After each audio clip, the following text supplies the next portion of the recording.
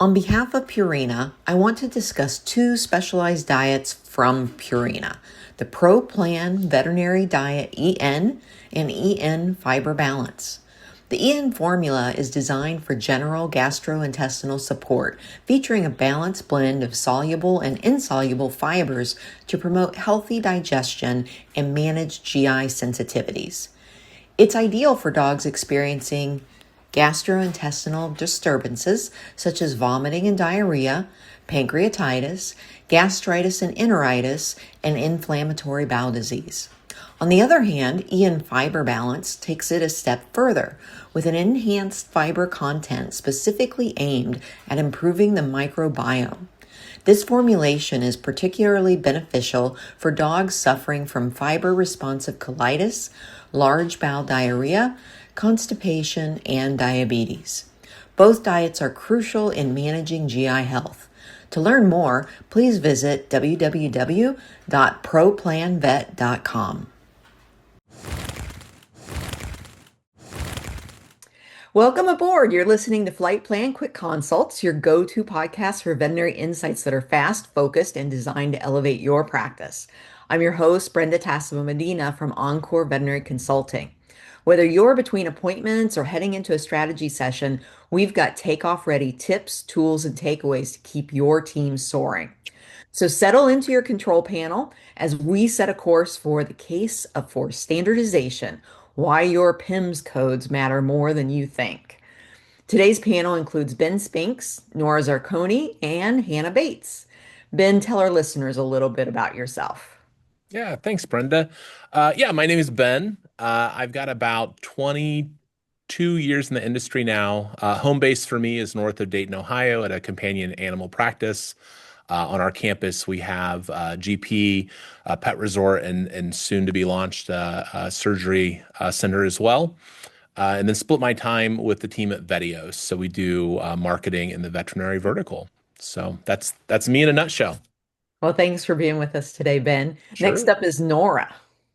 Yes, thanks, Brenda. I've been in the industry, animal health, over 26 years. I had various roles within the commercial strategy space with a few different companies. Most recently, I worked developing leaders and opening de novo practices with a small emerging group in the Southeast. And here most recently, I'm with Bitworks, and we are a data company. Thrilled to be back, located in Raleigh, North Carolina, and I have two adult children. So thanks for being with us today, Nora. Thanks. And then our favorite operations support specialist, Hannah. Tell us a little bit about yourself. Hi, I'm Hannah. I'm with Encore Vet Group as an operations support specialist. That's what I do today. But I have 22 years in the industry, was a kennel kid, and spent a lot of time in practice. I did that for a long time. Before I found myself at Encore, I also did acquisitions. So I have a little bit of a lot of dabbled in a lot of different things you could say in the industry. So I'm very excited to be here. Yeah, and I know that you've dug deep into PIMS codes over the last 12 months or so. So I'm excited to have you here We today. have. Yeah, thank you. Yeah. All right, so our listeners have a couple of burning questions. Well, this is probably my burning questions because this has always driven me crazy because I started in human medicine when I was in high school and all through college. And so I've always compared like the way things work there with the way that we do things. And I remember when I first got elevated to inventory or manager and kind of looking at them, I'm like, these codes make absolutely no sense. What the heck? Uh, and I probably did what every newbie inventory manager does, which is let's just fix this. And we come up with our own set of codes and make it even worse. So, my first question, and I'll kick this off to Ben, is what problems are we actually creating by not having standardized PIMS codes? Oh boy. Yeah, that could be a long list. Yeah, I think for me that kind of aligns a lot with this kind of concept of data hygiene. Uh, on the PIM side, I think if you don't have that standardization, like you said, very quickly, something that makes a ton of sense to you may not make sense to a peer or colleague. And if you guys are trying to compare data or work together or collaborate, it gets really hard to compare things apples to apples and more or less talk the same language, and then that could then snowball, if you're trying to sell your practice. Hannah was just talking about acquisitions, things can get really messy on that side as well. So I think beyond some of those initial big issues, just being able to make decisions confidently, like if we're looking at our data and in the back of my mind, I'm thinking, well, like I know we have this issue, or if I need to account for these products because they're not in the right category. It gets messy really quick. And it's, more or less that whole garbage in, garbage out when it comes to data. The cleaner I think we can ensure our PIMS data is, the more downstream, things are going to be accurate and we can be really confident in the decisions we're making. I love that phrase, data hygiene. Yeah. That's a keeper. That's a keeper, Ben. What about you, Nora? What problems are we actually creating by not having this standardized? Yeah, I think that Ben hit on, I think it really comes down to decision making, right? It's really hard to make decisions. A lot of groups will have normalized data, and I love to talk about this, having been in operations for years. To your point, Brenda, like trying to create the code yourselves and have your code structure. A lot of groups will have normalized data, so it's really just giving you some top line information there, where standardized data is really allowing you to really go deeper. So you're making clinical decisions, financial decisions, operational decisions, and you're able to do that in a much better way because you're not just having a whole set of codes that are like, okay, these are all dentals. Well, maybe my dentals include radiographs. And so it allows you to dig a little bit deeper. And so those decisions really unlock a whole set of, operational efficiencies, financial, and so on and so forth. So I get really excited about it because it's a mess, as Ben said. It can become a mess, for sure. It feels overwhelming when you're in the practice and you're like, oh my gosh, I see 50 ways to spell German Shepherd. Yeah, I think you bring up a good point, and dentistry is a excellent example because people are like, okay, it's dental related. So do my dental x-rays go under dentistry or do they go under x-rays? And where do I put the anesthesia? And Yeah. are we being consistent? Which we're not. I know that we're not. Yeah. Hannah, I know that you work with a lot of computer conversions, so you have a little bit of a different point of view, but what problems are we actually creating by not having this standardization? Sure. I can speak to it on a couple different levels. I was thinking first on a practice level, when you bring in new employees, being able to train them more efficiently because they're used to what they're seeing. It's Absolutely. not new terminology, things like that. It's really beneficial. It goes a long way. And then on a reporting side, being able to trust what you have, even though it may be normalized in some of these groups, without it being standardized, we often have to manually normalize it, and it can be time consuming and incorrect because we're just people.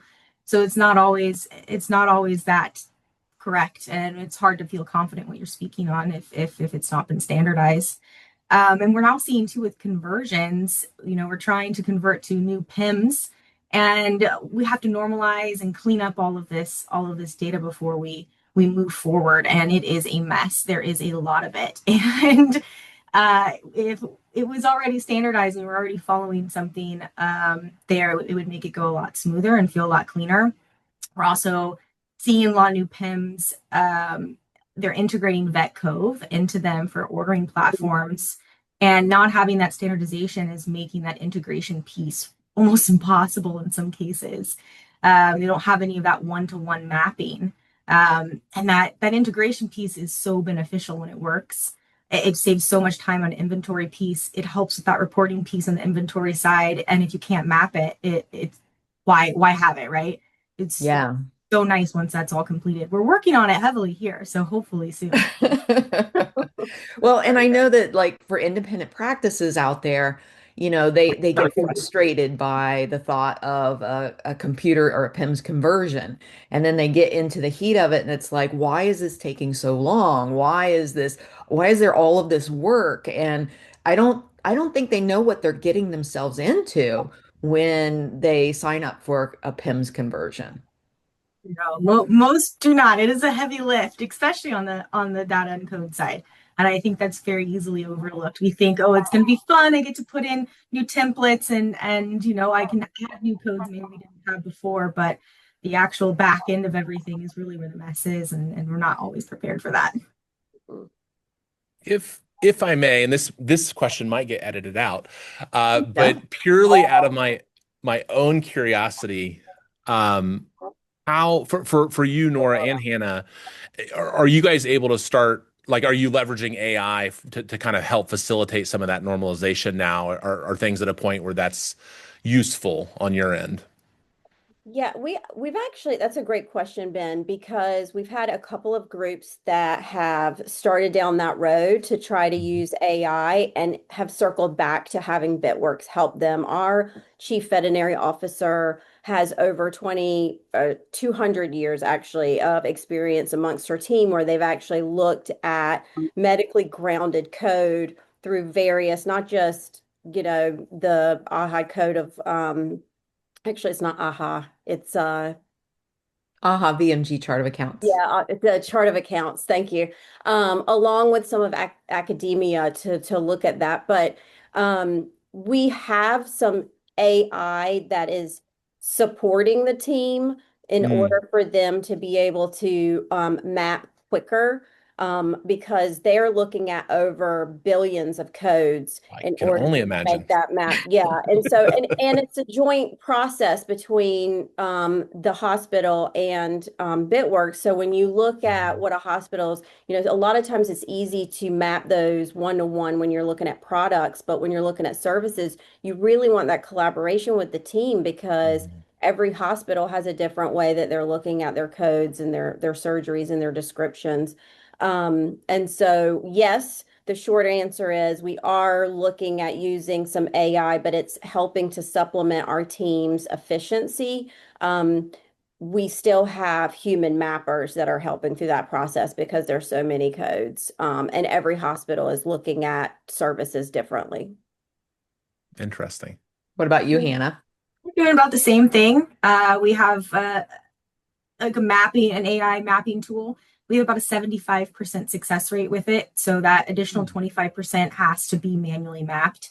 We're working really hard to make it higher because we are going to have to lean on our practice leaders to map it as much as I'd love to do it for them. Like Nora said, those service codes, their names are so wildly different practice to practice. But it has been extremely helpful. It's made a huge difference. Yeah, Nora reminded me of, when she said the AHA VMG chart of accounts. Mm. That's my ideal world is Yeah, for everybody to be using the AHA chart of accounts on the service code side yeah. and actually make it, just fit seamlessly into the P&L, but be consistent and have a code and it makes sense to everybody. So that's I that's the think dream. I think one thing for us to point out for the work that we're doing, which I feel like is exciting, is it's if we have a group that really wants a customized code structure, they can have that. We can map that on the back end so that it's still clean, but it's showing facing what they want to see in the language they want to see it. And so it keeps efficiencies in check. The change management is a lot easier for those hospital teams. So I just want to make that point because I know some veterinarians in animal health, we get really nervous about should we have a unified code structure for everyone like we see on the human side. I'm not sure that we're there, but we can make it so that you can still see it in the way you want to see it. You don't have to all be on the same PIMS and you don't have to all have the same codes. It can still be mapped on the back end. And I think that's really an important differentiator. Yeah, thank you for that. Hannah, I'm going to start with you with the second question. Is standardization realistic for independent practices, and where should they even start? Because it does seem so overwhelming. It is. I definitely think it is. I think though is to identify what their goal is with it. With groups, right, we want to normalize the data. That's the big piece of it. But I think, as I spoke to originally, having it more standardized can help with some of those training pieces. I know when I was in practice, the number of clients who wanted, a second opinion or something like that, and they're looking at an invoice with new terminology they've never seen before. So having it that way is really beneficial on a practice level as well. Um, to get started, I think the AHA VMG Code of Accounts is the place to start. It's what we're using as well with Encore. And like with Nora, we're not changing the descriptions. We're just using those descriptions to map to a code to then get us there. But it's giving us a good foundation, right? A place to really start building from and go from. I think that's the best first step for anybody to take when they're doing it. Awesome. Ben, you're in VMG. You're actually in one of the groups that I facilitate. And so when I think of independent practices and standardization, how beneficial would it be to you within the group to have all the independent practices standardized? And then when you think about that, where do you think they should start? Yeah, no, great question. Yeah, certainly VMG and our participation in that particular GPO really helped push us towards the standardization because, you know, right away when we joined the group, it was obvious how much the open book financials were going to be beneficial, and it's always been helpful to have industry benchmarks. Like I still lament the loss of some of the AHA data that they're not publishing quite the same way now, but there is a lot of breakdown in there, but it's really nice to be able to be in a group setting at a GPO meeting and even within our group, I want to say we have 15 or 20 members. There's going to be some people in the group that really align closely with our practice. They have a similar model. We have additional pet care services on campus. Maybe they do too. Being able to identify the similarities and then also be confident that when we're talking about our numbers together, that when they're talking about labor numbers or their specific COG categories, we're already talking apples to apples. It just makes the conversation that much more meaningful because you're not having to have that constant filter of like, well, I wonder if they do it the same way we do, or do you include this or not include that? So for us, being part of VMG was kind of the catalyst. In terms of the actual logistics, I mean, yeah, it's not something I think anybody's going to start a Monday on and be excited about doing. It's not like, man, I can't wait till we do that standardization. But I think as long as it's tackled methodically, it was very manageable. Our PIMS categories were already pretty closely aligned. We made a few adjustments on the PIMS side. We definitely had to make a few more adjustments on the QuickBooks side. That's the accounting platform that we use. But we really just started with a spreadsheet. It's like, hey, okay, here's our current chart of accounts. Here's the where we're trying to head. Here's where there's alignment. Here's a few things that need name changes. We need to create some new accounts. So it was just a process of being really methodical and going through it. But now that we're on the other side of that, and not only can we talk with our peers, in our GPO, but we work with a vet-specific bookkeeping company, VetBooks. We work with a vet-specific accounting firm, KSM. We all speak the same language now, so it's really easy for our data to move inside that ecosystem. And everybody just be really confident that it is what it's supposed to be, and it's easy to compare to everybody else. So we've really gained a lot out of it. All right. If you can do it, so can other independent practices out there. Absolutely. Just one code or line at a time. I know, So, line at a time. yep. Nora, I know that you talked about groups. What about the independent practices? Is standardization realistic, and where should they start from your perspective? Yeah, I think it is realistic. I mean, some of the points we talked about today, just having clean data and being able to make decisions, I mean, it gives you some clarity around maybe you want to look at different types of services, and maybe you have an owner that wants to mentor another associate, and it's really hard to dig in if you're just getting top layer data. I think the first idea, I think one, you don't have to go at it alone. So it can feel daunting. It can feel like a lot if you don't have the resources to do it. There are groups out there or companies that can help you stand that up and create it. I also think, there are areas that are just a little bit easier if you start to look at maybe what you're using the most of. So you know that these are the services, these are the products that I'm using the most of, and tackling that first. I like products personally, because they are easier to map. And then going from there and digging in, at least not having your duplicates, right? I mean, we all can think of, Serenia, we're using it in 4-pack, we're using it in one tablet, we're using it, and then the inventory is not back, matching on the back end. So I think those are the areas that I think might be easier to start with. Awesome. Thank you for that. It gives people some direction on where to go. I want to thank you all for flying with us on Flight Plan Quick Consults. And I want to also thank Purina, our sponsor of today's episode.